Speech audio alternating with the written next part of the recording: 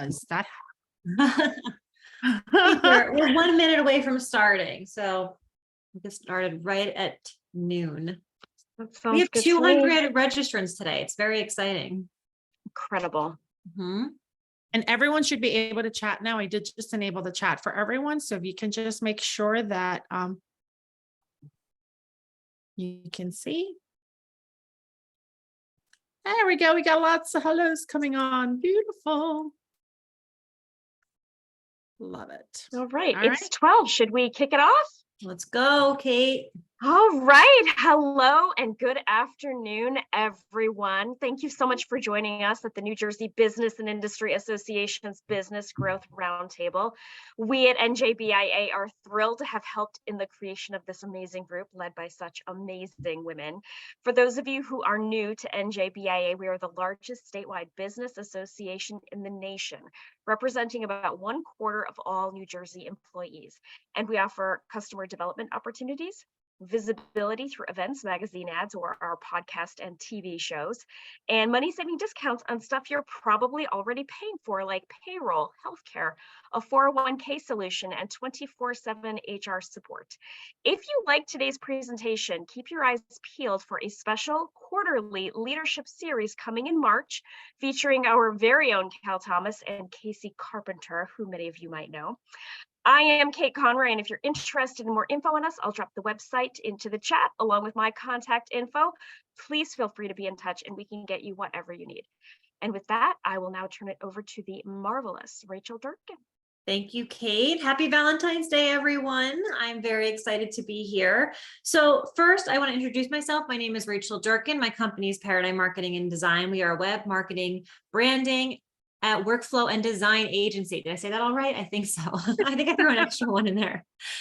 We specialize in working with clients with a complex sale, which means if you're not selling a widget and you require a sales team or a conversation to close a deal, we work with your team to shorten their sales cycle and increase the number of meetings they are having as your marketing partner. I also on this call today, Lorena will introduce herself. She is our workflow strategist at Paradigm, and Vicki is our director of client engagement at Paradigm. She will be doing our Q&A. So I'm excited that we're having a lot of Paradigm folks here today. I want to do a couple of housekeeping items. First, I want to thank our sponsors. We wouldn't be able to put this event on without them. The first is Kim Luthi. She is the director of wealth planning, and she's celebrating her 35th year. I don't know how she does it when she's only 34 years old, as a financial advisor. I know from speaking with Kim, she's a good friend of mine, and seeing her in action that she's a valuable resource to her clients. Kim has been speaking, advocating, inspiring action, and helping clients live the life of their dreams for decades. We are excited to partner with Kim to bring you this program, and she is a lifelong student of excellence and growth. Kim has a very thorough process when working with clients and helps them to find clarity and gain results. We want to thank Kim for her continued sponsorship. And please, please think about reaching out to Kim for a conversation if you want to do any sort of financial planning or think about your future or just have any questions in this crazy market that we're in right now. Our second sponsor is Laura Crothers from Crothers Consulting. Laura started Crothers Consulting 12 years ago to help leaders gain clarity about people, leadership, and culture issues.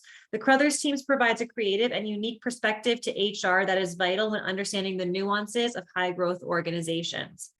Leaders rely on the Crothers team to be their HR sounding board, their leadership coach, and provide management skills training to their team, which is, in my opinion, incredibly important. It's something we invest at Paradigm in quite a lot. Cal Thomas is also a sponsor of ours, but Cal, I'm going to let you introduce yourself since you're running the webinar today. So I'm going to hold for just a second, and then you'll get the spotlight. So thank you, Cal, for your sponsorship. It's very much appreciated. Happy to be here representing the male population because I think yes, I'm one. You're doing a very good job. Also, Thanks. Standing there silently, and I'm kidding. Sorry, bad joke. I also want to talk about our event that's coming up in March. So our next roundtable is on March 14th, and it's going to be on a topic that's very near and dear to my heart. So a lot of, as I mentioned, Paradigm works with clients that have a complex sale. And so we work with a lot of sales teams. And so the question is always whether does marketing truly influence the bottom line and make a sales team more effective? And studies show that when marketing sales teams actually do effectively work together, they generate 32% higher revenue, retain 36% more customers, and achieve a 38% higher win rate. However, only 8% of companies, 8%, less than 10, say that they have a strong alignment between their marketing and their salespeople. And that, I believe it, but it blows my mind when I see it in the numbers. So we have a great event for you in March where we're going to talk about the disconnect in the values of marketing and sales teams, because they're very different types of people. How as leaders, we can align those teams to be more effective and to work together to impact the bottom line of a company. So I'll put that link in just a minute. Be sure not to miss that upcoming event. And with that, let me make sure I didn't miss anything. I'm going to hand it off to Cal Thomas. So Cal, do you want me to introduce you or do you want to introduce yourself? Do you have a I think you do such a better job than I do. So go. Okay, for it, Rachel. I will do it. So Cal is one of our presenters, and again, a thank you as a sponsor. Cal runs Sandler training is out of Morristown, right? These days, but virtual, so you can really be anywhere. And I have to tell you that I'm a big fan of Sandler training. Almost everyone in my company goes through Sandler if they're client facing at some point in order to get certain promotions as part of our training program here at Paradigm. And I'll tell you that about 10 years ago, when I took Sandler training, my closing rate went from 40% to 70% in just a matter of weeks. I can't say enough about the Sandler sales training program. I think it is a great tool, a great resource, and a great opportunity for you to enhance the success of your sales team. So, and I also know Cal does sales management training as well. So if you are like me and you're an okay manager, but not a great sales manager, maybe it's something that you should be thinking about to hold those teams accountable.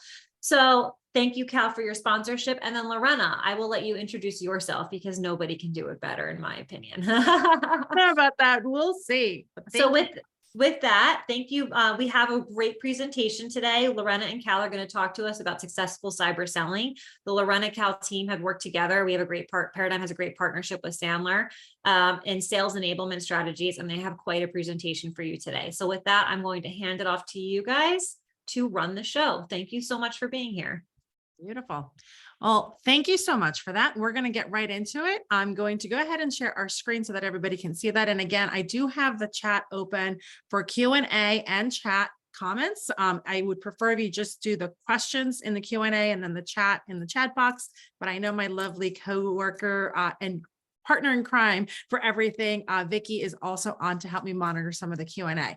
Before we get started, again, welcome to today's Path to Virtual Sales Enablement presented by Cal and myself. As Rachel mentioned, we have a great working relationship. Cal, we've been working together for years. So it's proven to be quite successful. Rachel already told you a little bit about her and Cal. And now for me, I am the workflow strategist here at Paradigm Marketing and Design. I oversee the workflow division. And a lot of folks ask me, well, what exactly is workflow? And workflow is really a way to streamline, organize, and scale successfully by using technology to enhance and complement human behavior. So if you're interested in creating a customer relationship management tool, which is that lovely database acronym, CRM, if you're talking about maybe how do we scale up and start documenting our processes, that's where my team comes in, and we love what we do. We're total geeks when it comes to organization, and we are happy to help you in any way we can. With that, I'm not going to take up too much time, and we're going to get right into the presentation. So first things first is I'm not putting this slide up here to plug an event that we do in collaboration with NJBIA, even though it is a great event that we go to. But the reason that I brought this slide up first is because it's a really great example of how we all have to pivot sometimes. I know I used a bad word, pivot, but we did. We had to make some changes in the last few years. And we started this event because we needed to go and find a way to find leads. As most of you are out there, we relied heavily on our networking. We relied heavily on going to events, getting business cards, and making sure we followed up with those one-to-ones, lunch meetings, and really getting to know on a personal level. When the world shut down, we had to figure out how do we change how we're doing. So we started to do a virtual networking platform. What we didn't account for was the volume of names that we were going to be getting. where we were normally managing anywhere between 15 to 25 names that we had to manage on any given week. We were now faced with the challenge of getting about 300 names at each one of our webinars. And we did not do a great job transitioning to that right away. We also had to change our own processes and our own systems and our own behaviors to make sure that we got that going. And so we wanted to bring this as an example of how we actually came about and some of the challenges that we faced that you might be facing. Before we get started with that, you're going to see that Cal and I really do believe a lot in the power of collaboration and really being involved, right, Cal? So we're going to see a lot in the polls and the chat. So right now I'm going to launch the first poll that we have for you. And I would encourage all of you to please go ahead and take a couple of seconds to just vote. Finding new prospects today. Are you finding it more difficult now than a year ago? Are you finding it easier to find prospects now? I'm going to just give it a couple of seconds because we want to make sure we run through. All right, so we're at about 50% participation, and I can tell you that, it's pretty obvious that all of us are feeling the same way. It is definitely more difficult now than a year ago to find prospects by about a 70 to 30% margin. Now, there's something that follows up with that, right? And why do we think that that is? And again, we're going to just take a couple of seconds. Do you think the reason, and you can pick more than one choice here, do you think that the reason that it's harder than it was just a year ago, is it because your team doesn't have the right tools or skills? Maybe because they haven't adapted their prospecting behaviors. Maybe they've got marketing strategies that need a little bit of a reevaluation. Or maybe you've had fewer opportunities to connect with more people. Now, I know that Cal and I went through this when we were, going through the presentation and talking about our clients. And Cal, do you want to give, what do you think the answer is going to be on this as far as the majority? Oh, I'm a little biased when it comes to these, Lorena. And we've got a lot of statistics in here. I just lost, and now it's up. There we go. Interesting. That's not what I would have guessed from this group, but not untrue. So about 51% of you think that it's because your marketing strategies need a little bit of a reevaluation, with the rest being split. So that's really the challenge, right? Is where are we finding our prospects? And Cal, I'm gonna let you go because I'm going to cough. Sorry. Go ahead. So not different. So the Sandler Research folks, along with Sales Mastery, put together a poll, and it said almost 60%, or a little more than 60% of the population polled were concerned about getting more and getting new. And a lot of people that kind of tapered off during the last, 18 months, some say 2 years. And almost 50% said they wanted to make their salespeople more effective.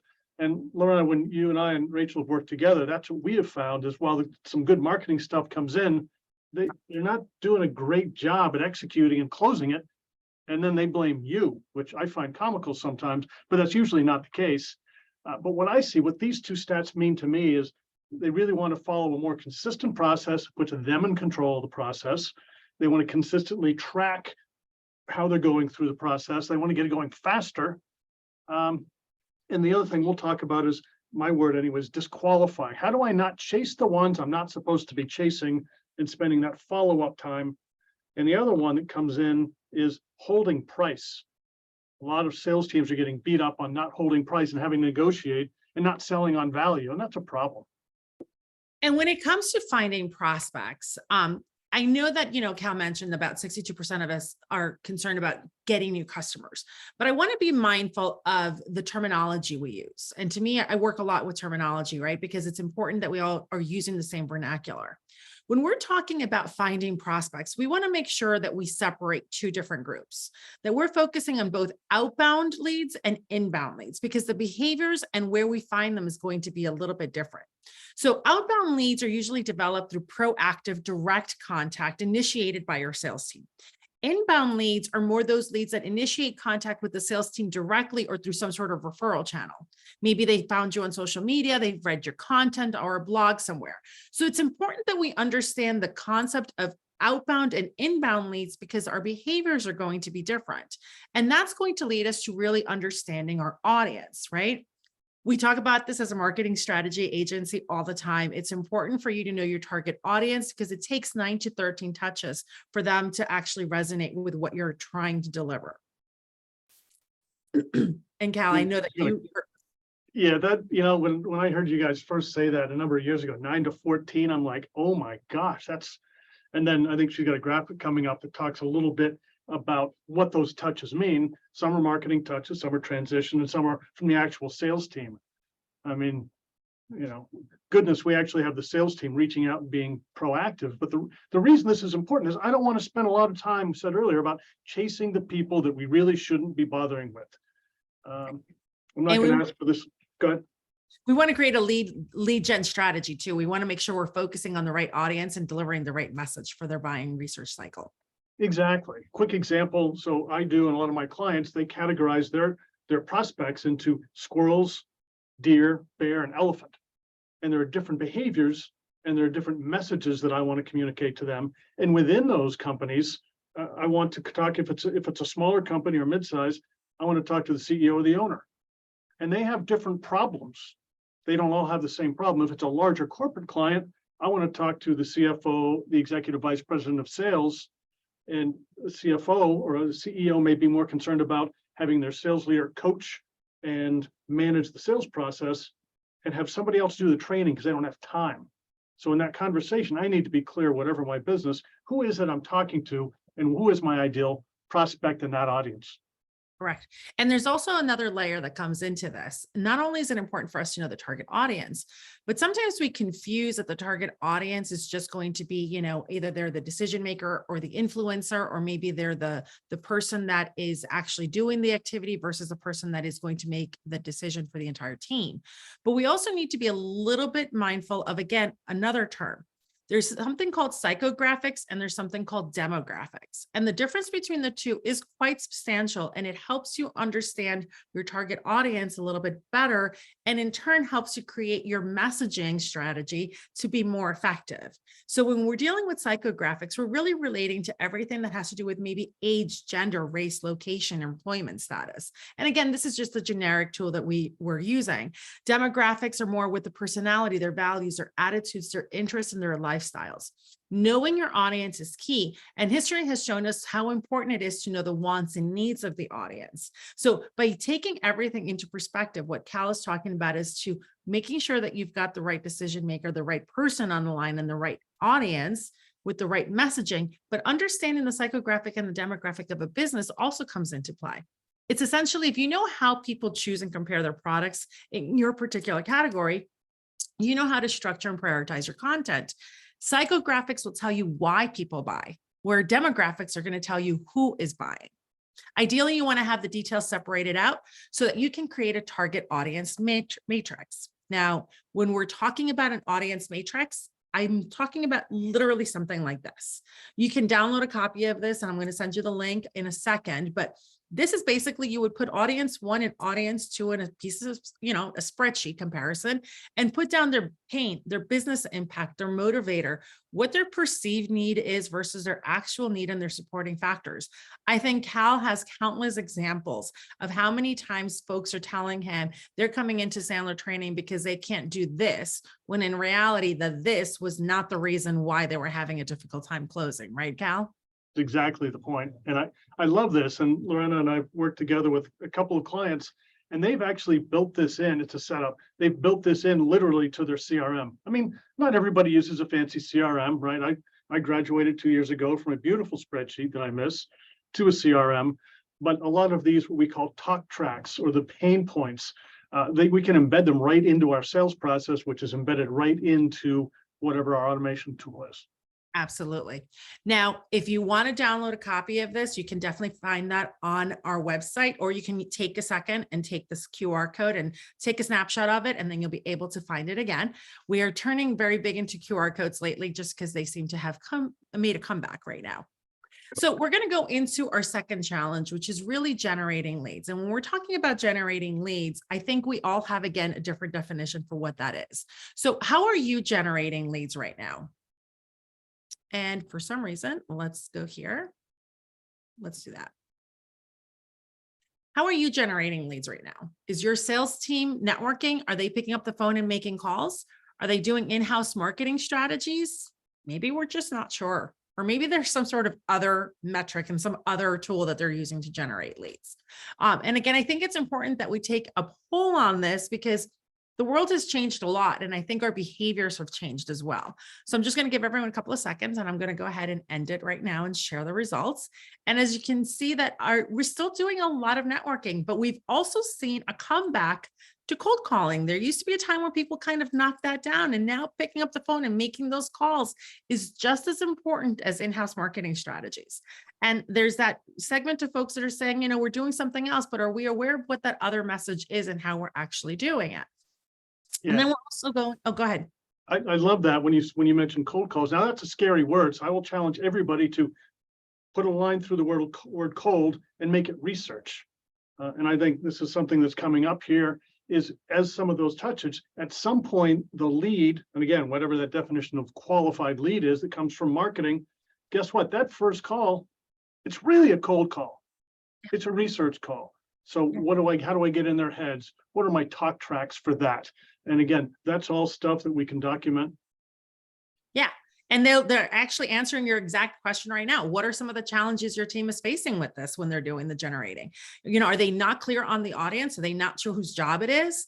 Maybe they don't have the right message, or there's no communication cadence or tracking prospecting behaviors.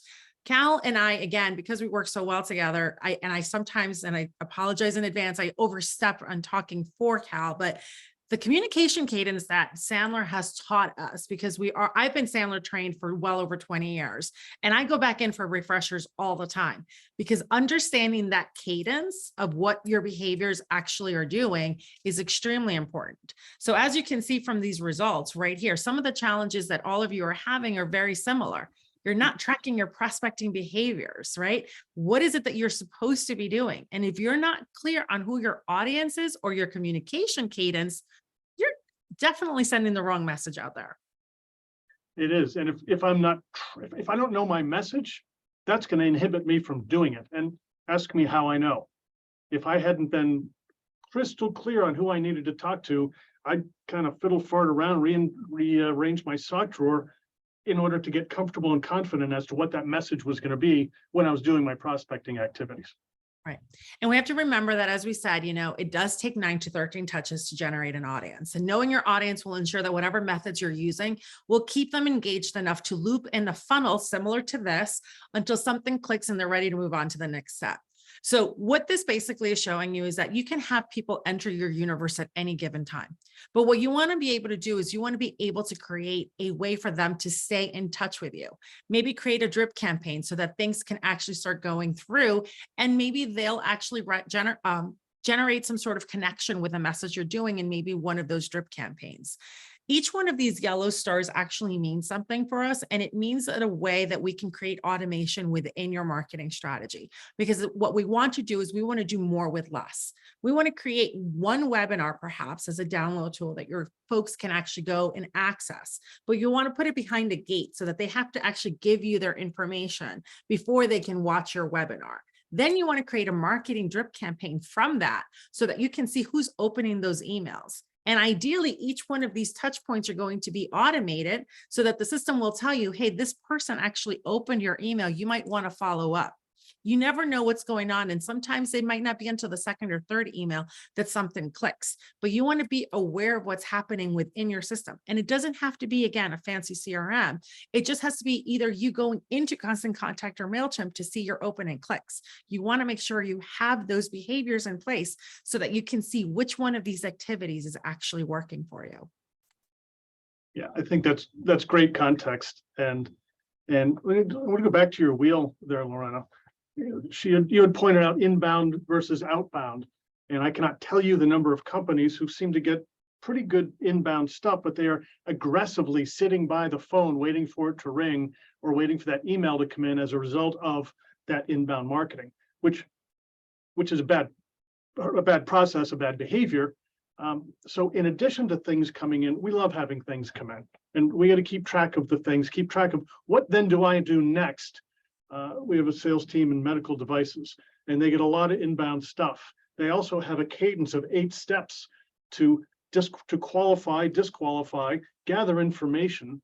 Remember, our job in a sales role is to gather information. We intuitively, or we've been taught that it's to give information and throw a bunch of stuff out there, hoping they'll get interest, but it's actually the opposite. That's So right. in their cadence, the last one is a close the file or a breakup email, because we need to go through and disqualify them. Now, that same team also has to take initiative. They have to do a certain number of calls. They have to give a certain, how many people, oh, we can't raise hands. How many people saw Bob Berg last month? He was fantastic, the go-giver. So in my, what I call cookbook, in my prospecting behaviors, by the way, I have to measure them or I won't do them. I like to think I'm okay at this, but if I don't track them, they're just not going to get done. It's a crazy thing. How many referrals or introductions am I going to make? How many am I going to request? Yeah. And how many people do I get through my cadence? I even have 2 clients now. They actually count, they track the number of on prospects on whom they have closed the file, which means I'm not chasing them anymore. Now they can It's put just as important as knowing when to let go. It's just as important to knowing who to go to. absolutely, because then they can pick up the phone or target through their marketing somebody who might want to have a conversation and buy from them, and just get rid of that old list that are people comfortable call that never buy from us. Yeah. And that leads us to the next challenge that folks have, which is really, how are you qualifying your prospects? And like Cal said, it's important to know who to go to, and it is important to let go sometimes. So how are you qualifying your prospects right now? Are you qualifying them by using some sort of point system? Are you just rating them hot, warm, and cold, which is a great and easy and clear way of doing so? Are you basing your reaction as to whether this is a qualified lead based on where they came from? Sometimes it's just kind of, it depends, or we're not really sure and there's no real rhyme or reason to it. And I'd be interested to see what you folks are saying and doing out there with your teams. So let's see. I'm kind of surprised by this. So this is a very interesting poll. It looks like we're almost got a 3-way tie between we rate them hot, warm, and cold, where the prospect lead came from, and it depends. So Depends. it depends. I think we need to make sure we're creating a process and a standardization around your team, because it is important for us to know how is it that you want us to qualify them. And then that way we can make sure we're able to follow up with the right behaviors and actions. So if we're looking at this, there is a very clear-cut way that Sandler talks about, right? For disqualifying, I believe you call it. I like the word disqualifying. That's a longer story, but the close is not an event. So there are some people out there who believe, probably nobody on this call, right? Probably nobody else. They think qualifying is being asked, could you send me a quote or can you send me a proposal? That is not qualifying.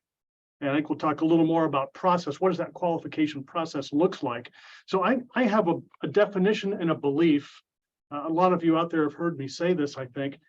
My definition of a salesperson or someone in the business of sales or business development is, my job is to help somebody make a decision. I need to gather enough information to determine whether they're qualified enough to become my client or not. But it's my job to help them make a decision. And it's their money. So they have the right to say yes or no, but we're going to follow my process also. So it's my job to help make a decision. We're going to follow my process. They get to say yes or no, and I'm almost equally happy with either, almost. And these are just some examples. I mean, some people will call them different things, but you have to be able to have some sort of uniform way so that everyone is on the same page, because then it makes our time that much more fruitful from a sales team perspective, right? Because we know that we're creating actions that are actually going to lead to results. And one of the things that we talk a lot about within our marketing and workflow side is that we really are, and this is both sides, marketing and workflow, we are really all about creating a marketing to sales enablement approach. And when we're doing this, if we don't understand, again, the audience, and if we don't understand the reasons why we're qualifying them and how we're qualifying them, it makes our actions a little ineffective. And we want to be able to do more with less again. So if we're looking at a scenario where we have 2 options, where we can either talk to 10 people 10 times to get 100 meetings, but we only get to close about 10 deals or so, or we can talk to 50 people 2 times for 100 meetings, which is the same amount that we had before, but we get to close 50 deals. Obviously, I'd rather be doing the side that I talk to 50 people only 2 times and close that many more deals. And Exactly. this is possible if we know the audience, if we know the behaviors that we want to be doing with that audience, we know the right messaging for that audience, and we're also qualifying those leads in a way that makes those conversations that much more fruitful. I love that, Lorena. And I'll challenge everybody in the audience to take about a minute to do this exercise. Everybody should know what their average deal size is. And everyone's going, oh no, it's all over. It is, but there's an average. There's an average. Just pick a number.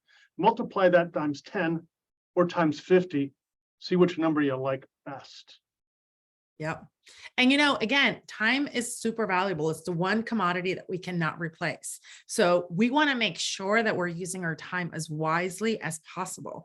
And if we're able to narrow it down so that we are really hitting the folks that are actually going to close, that'd be great. I use this example all the time. Before a client of mine had started tracking their actual activities, they were getting a lot of referrals, and they were getting a ton of referrals, and they thought that was so great.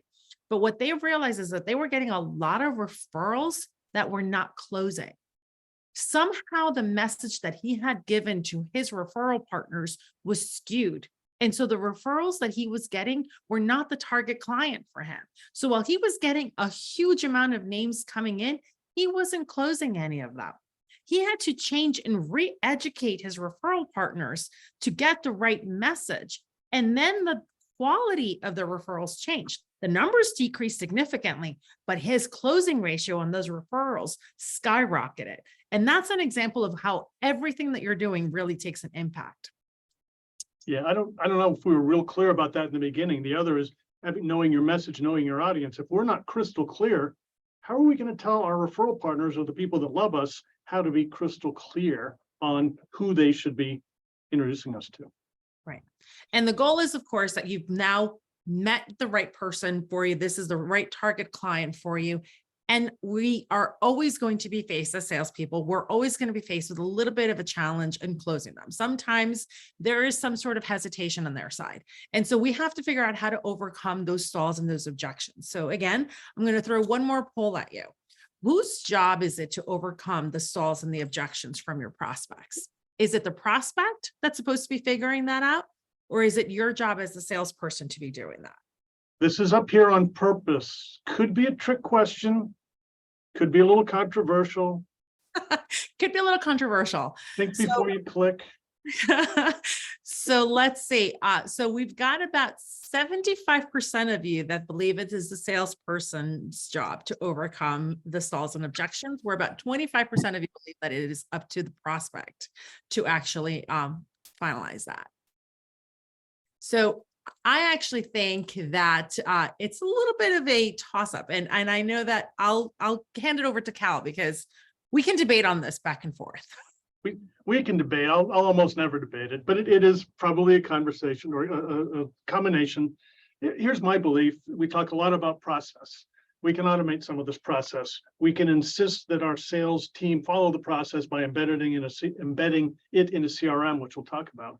But if I do a great job of building rapport and communicating well, I've gotten a lot of information from this prospect. If I said, I'm going to be in charge of the sales process, we're going to follow this process. Now, our prospect, our customer, they're going to believe they're in control, but I'm going to be, because I'm going to ask a ton of questions to find out what their pain is. Now, if somebody tells me that, boy, we've probably got a $2.25 million, $2+ million problem that marketing can solve if we just get the right target audience.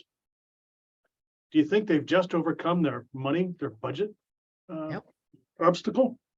Yep. And if I have that conversation up front, so for example, before I send a quote or proposal or anything out, I need to have some kind of a money investment conversation, budget conversation. We've actually, 2 recent clients that we work with together, we've embedded that in their CRM. They physically cannot send out a quote or proposal until they've documented what was their budget conversation. Because it is about the second dumbest thing in the world is to dump a proposal over the wall with a number on it that you've never discussed with somebody. And there's a lot of reasons for that. I also, in my process, I need to understand their decision-making process. And probably no one here has heard this. Hey, can you send me a proposal? I got to go talk to the bosses about it. Right? I don't want that to happen, and I want to avoid it at all costs. So stalls and objections are their problems. They're not my problems. So it's their job to overcome them. So one, I'll be brief on this one and stop. People say, you know, that's a little more expensive than I thought. It's not a question. It's then they thought. And a question might be, well, what do you think we should do about it? And I did that recently. So I guess I need to go find more money from some of the other departments and bring it into my training budget. And I thought that was a genius idea on their part. So think about that when you're going through your process. And when I said, you know, full disclosure, when I said we can debate on that, it's not because I disagree with Cal. I absolutely 100% agree with that. I really meant say we can debate on that because it's how we're actually relaying that message to those folks that are working within our teams, right? It is so innate to believe that it is the salesperson job to sell. What you're supposed to be doing is really educating them and building that rapport so that their obstacles and their objections have already been answered, like Cal said, right during your initial calls, that by the time you've actually gotten them to qualified status, they already meet that criteria that you were looking for, and so that you can keep moving ahead. Love that. And if we've got this all dialed in up front, like you guys at Paradigm do, because we work with a lot of your marketing folks, then we can position our messaging and our marketing information to get that to happen early on, instead of barraging them with all the features and benefits that we think are important to us that they may care less about. We don't know. Right. And there is a great giveaway that Cal has. It's called Manage the Process, and it's why salespeople fail. If you actually want to take a snapshot of that QR code, you'll be able to see it. And it's got a lot of these points that he talks about in this blog, literally just discussing some of the key things that we make as mistakes in salespeople all the time that are just bad behaviors we've learned along the way. So now we've talked a lot about, all right, great, we're managing the process, we're doing everything, we're talking to folks, we're getting all the right questions. And then I go and I throw this crazy complicated slide at you, and everyone's going, what does this have anything to do with what we were talking about? And basically, this is where my geeky side comes out. It is extremely important that one of the other things that you're going to be doing is that comes along with managing the process is creating a map of how you want things to get done. Now, again, I go overboard and I went a little crazy in designing this workflow for all the possible scenarios. You don't have to be this advanced. Literally, you can just take one of those big Post-it notes and just write it all down. You can take a Word document and type it all up, but you want to have a process. You want to have a very clear, drafted out list of what is supposed to happen in your ideal sales path. This way it's clear for everyone and everyone is on the same page. Now, obviously I like this because then I can see all my if and then scenarios, but that's just me. We can make it so that it's a little bit simpler so that everyone can follow along. This way, when you have something like this, your team can collaborate and say, hey, how about over here? We get a lot of objections in this particular area. How can we make it so that we can overcome this? And if we're presented with this objection, we have a solution for it. We have an example that we can use. So it creates a really great sense of collaboration within your team as well. Excuse me. Then we're talking about, and I'm actually not going to pull the poll for this one. Let's talk about renewals, upsells, referrals, and sales goals. And the reason I'm not going to pull the poll up for this one, I think it's because the sales process is very different for different organizations. And renewals, upsells, cross-sells, and asking for referrals are different ways that we're doing this. What I would ask, though, is if you can put it in the chat, how many of you are actually tracking things based on key performance indicators? That's something we didn't put in the poll that I kind of just thought of now. Do you have goals that you're trying to reach? Do you have them by department, by rep? Do all of you understand what KPI stands for, key performance indicators means, as working within your team and your organization? And if you're tracking against those, I'd love to hear how you're utilizing that. And maybe put in the chat what is something that you track? So I give the example, I have to make 3 introductions every week. I have to ask for 3 introductions every week. I track at 88% giving and 62% for asking, which means I'm 61% better than average. But if I don't track them, I don't do them. Because our biggest challenge is going to be, how are we going to track all these renewals, these upsells, these referrals, our sales goals? Because without a sales process, without a beautiful map telling us how we're supposed to be doing things, it's going to be really hard to have any sort of data or metrics that are going to show you what's working and what's not working. Maybe clients are renewing their contracts, but they're not buying any additional services from you. Maybe they're sending you referrals, but they're not sending you the right referrals. Maybe your sales team is hitting some goals, but not all of their goals. Or maybe their goals are being hit in some quarters, but not throughout the entire year, because maybe some behavior modifications need to take place. There's a ton of data that you can get by just tracking some very basic things. And if you start off with mapping what your actual process is, you can then go back. And again, I'm going to go back to this slide for just a second. If you are looking at your actions and you have it on either a bullet point or a drawing like this, you can then start to select, where is it that I want to track? I want to track the number of leads. I want to track the number of renewals. I want to track the number of opportunities. You can start to select the areas that you want to be tracking so that you can then backtrack into creating those behavior modifications or creating those key performance indicators. It's good. There's a couple coming in the chat. Some people are tracking calls, where my leads come from, what networking groups, number of Appointments and referrals. meetings weekly. Yeah, that's a good one. So I think there's one thing I probably failed to mention. Tracking is good, but tracking to what goal? So how many?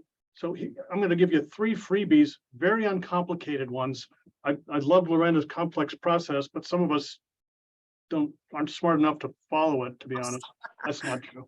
But here are 3. First conversations, have a goal and track to it per week. First conversations per week. First meetings about doing business. And first number of requests for introductions to other people. There's a lot of assumptions, a lot of things that go into that. If you track those 3 things, but have a goal first, you will make significant traction. So let me talk just briefly about, Lorena talked about upsell, cross-sell. There are 4 categories that our clients and our prospects fall into. We either want to keep them, and we don't want to keep all of them. Is that fair? There are some, everybody on this list, what do we have, 80 some people, 90 some people here. Not all of your clients you necessarily want to keep, and there are good reasons for that. Attain, right? That was the top thing. 62% of everybody surveyed, they want to bring in more. That's great. Well, expand is important. Another statistic, only 80% of our clients know only 20% of what we do, which is frightening. And that's whose fault is that? That's our fault. But we can't expand them if we don't attain them and bring in new ones. And then there's another category, recapture. Those that went dark for a long time, those that went to work and are working with somebody else right now. How does that work out for you? How are you doing with that new IT partner that you hired last year? Are they getting everything done that you want? And each one of these 4 areas have very specific behaviors. They could be touch calls. They could be quarterly business reviews. They could, in Attain, they could be this whole, what we've been talking about since the beginning, the marketing, the 9 to 14 touches between marketing and sales. Expand, asking for referrals, introductions to other departments within that company. So if you divide all of these, and the trick is balancing your behavior. Again, if I don't get new ones, if I don't attain them, I can't expand them and I can't keep them. So And we had somebody ask, oh, sorry. Go ahead. I was going to say, somebody asked on here, should every product or sales division have its own sort of process, and should everything have its own sort of KPIs? And I think that that's important, because they should have their own care model, right? Because every single area might be treated differently. They might. I'm still going to follow the same exact process. It might sound a little bit different, but I still need to find out what the problem or the pain is. I still need to have a conversation with those people who are part of the process and understand money. So I'm still going to do that. Now, what my messaging and what my behaviors are absolutely could be different in these 4 quadrants. Was that the question? Yeah, basically. Yep. Very good. Yeah, and I do think it's important. I mean, I know that our care behavior is super important for us at Paradigm, and it is something we work with our clients a lot. Because again, if we go back to the very beginning, it's important to track the leads, right? Are they coming in from an inbound process or from an outbound process? Because that does play a difference as to what your goals are and how you're tracking your activities. You want to make sure that you're looking at your audience to make sure you're targeting the right audience for the right services. And yes, if the audience is very different, they might be suited for different products or services that you offer. And everything else after that is going to be different for them. So it is important to understand how things work. And that's why I always say, start off with that map or that list or that Word document that lists out everything you're supposed to be doing, so that then you can go back and say, my care behaviors are going to be different in this world versus this world. Maybe these are the goals that I have over here, but these are different goals on this side. You might have two different products or services, and one is much more easier to get free of referrals, whereas the other one is much more heavily based on cold calling. So you want to make sure that your KPIs, your key performance indicators, match up to what your goals are by area. Now, again, go ahead, Cal. A lot of our clients actually track this. They track their revenue by percentage in each one of these categories. Yeah. And that's huge, right? So now we'll dork out a little bit for my benefit, because Cal knows I love my graphs and my craziness, but these are things that we've done for shared clients. So these are just some examples of how to track lead activity management. Now, this is one example using a CRM dashboard. You can do it in Excel. You can do it in just doing a good old fashioned dry erase board. It really doesn't matter how it's being done as long as it's actually being done. This is just an example of a shared client that we have where we've actually detailed down every single activity in every single area so that we can have a dashboard that gets activated like this at the drop of a hat so that they know all their real numbers at any given moment. Now, it's actually beneficial for them because they can sit down with their sales team and see what's working and what's not working and catch behavior changes right as they're taking place so that they can make those modifications as needed. Lead activity. Oh, go ahead. I didn't mean to interrupt. If we wait, then I love the dashboards. I'm not that big a geek, but I love the dashboards. I was concerned there were too many things in the red on the prior slide. But if we wait to track revenue and track results, it's too late. So, and what Miranda's showing us here is tracking behaviors, which are leading indicators. And if we're doing the right leading indicators, we'll end up with a good results. Right. And I'm going to launch one more poll that's going to relate to how we're closing business. And the reason I'm doing this one now, right before we wrap it up and go into Q&A, is, closing business means different things to different folks. Does it mean celebrating and moving on? Does it mean following a sales process that is well-defined? Does it simply mean that they said yes and that a contract is in hand? And the reason we ask this question is because without having some of these measurement tools to track those KPIs, closing business may not necessarily be what you think it means. When we're going to look at, let me see the end poll here. Oh, see, signed contract in hand. Awesome. A lot of folks say, hey, they said yes and we're moving on, but there's a process in between they said yes and the contract in hand that has to take place that sometimes gets overlooked. And sometimes these reports will allow us to see where the gap is between when somebody said yes and then they fall off and they don't actually deliver with that signed contract. So that's great that all of you are waiting until that signed contract is in hand. I know we still have a few more minutes and we're going to get into Q&A, but before we do, I'm going to leave you with two things. First things first is I will launch this one last, and I promise it's my last poll. I know I get poll crazy, but it's really more of a survey. We know that surveys don't work after the fact, and I want to make sure that you are able to get in touch with us if you have questions. So if you would like to hear more about today's webinar and information, please make sure you go ahead and check off. You can check off as many of the answers as you want, whether you want Cal to give you a call to talk about the right approach to their sales process, or maybe discuss with Cal how to understand more about your audience and your pain for the target audiences that you're trying to get to, or perhaps you want to talk to us a little bit more about automation data metrics for your team. Perhaps it's something that you learned and you want to just take with you and give us a call when you're ready. any of the answers are good. We just love to know how we can make sure that we're being of service to you. Or maybe you don't want to talk to us at all. You got everything you wanted from here today, which is absolutely a great answer. Totally fine. So with that, I appreciate your time. We do want to talk about a couple of other tools that you can get on our website. There is a website, there's a webinar on our website called 6 Steps to Business Automation. Now, if you're interested in talking about how to create that workflow map and how to create a CRM, which is that lovely acronym for a customer relationship management tool that'll allow you to create those dashboards and the visibility with the reports that match to your cookbook or your KPIs, please let us know. You can download this webinar. It's got some great information for you.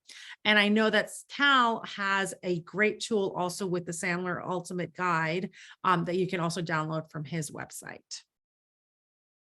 A lot of cool free Sandler stuff in there. I'll put it in the chat just in case. And then, of course, if you want to schedule a consultation, you can do one with Cal or you can do one with me as well. But I want to open it up to any Q&A. I'm going to stop sharing in a second, but I want to bring Vicki on. Vicki, I believe you're still there, correct? I'm here. You know, Loretta, if you're going to answer everything in the Q&A, you're not going to take away my job. So I was like, way to be highly efficient. Sorry, I do way too many virtual events where I'm usually the only person in the room managing too many screens. So, You know, and I do know that. And today I am the Sundance to your Butch Cassidy, and I'm happy to be here. Nice to have a team, Vicki. Nice to have a team. Woohoo! Let me tell you, it was one of the greatest gifts I got in joining the Paradigm team, was having a team. When you work alone, you really do work alone. So actually, we have some really great submissions. For those of you who don't know me, I'm Vicki Hart, Director of Client Engagement at Paradigm Marketing and Design. And where Lorena handles workflow, I work with our website design and marketing teams. And some great questions came in. And what this one I really wanted to highlight, because we didn't mention this at all.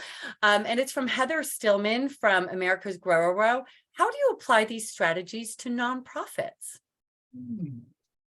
In my opinion, I'll let Cal. I knew you were going to have an opinion. Because I work with a lot of nonprofits, and I will say that nonprofits don't realize the resources that they have available for them for free to track some of this stuff, right?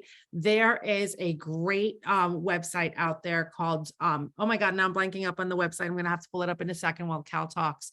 That'll get you so many CRM deals and discounts that you can track and implement.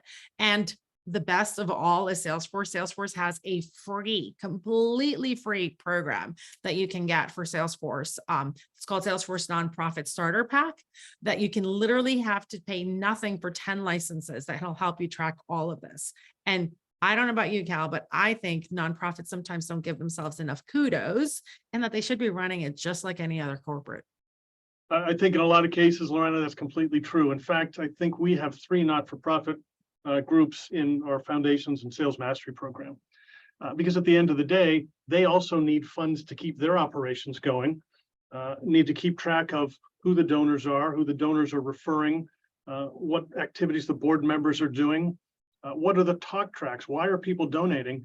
If somebody, I don't want to out her, but she's wonderful, and you know, a lot of people who are donors, they're confused on, they're overwhelmed by so many different options. What are the things that actually fit their values, and how do I get information? Typically a not-for-profit, just like any other business, is throwing up all the cool things they do because they're very passionate about it. When in fact, if we change that conversation and ask more questions, it just works faster. We qualify, disqualify, and the results happen with bigger dollars, and they happen faster.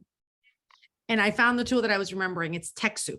If you're volunteering or working with a nonprofit, TechSoup is one of the best tools that you can access. If you create a profile there, you can find discounts and free tools for all sorts of different things. I believe they even offer QuickBooks Online for, don't quote me on this, I want to say it's like $20 for the year. So it's like ridiculously advantageous.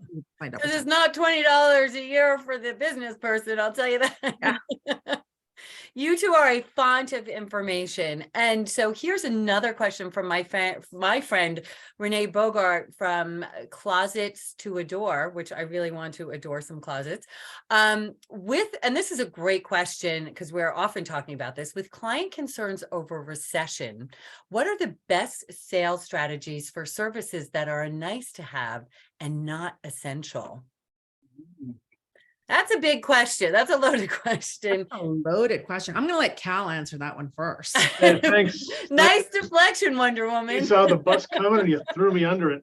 So I think Renee, and I think that might have been a softball from Renee, because I think she knows the answer to that, right? That when we talk about training, a lot of it is about what's going on in our heads and what is a need, what's an essential, what's not essential.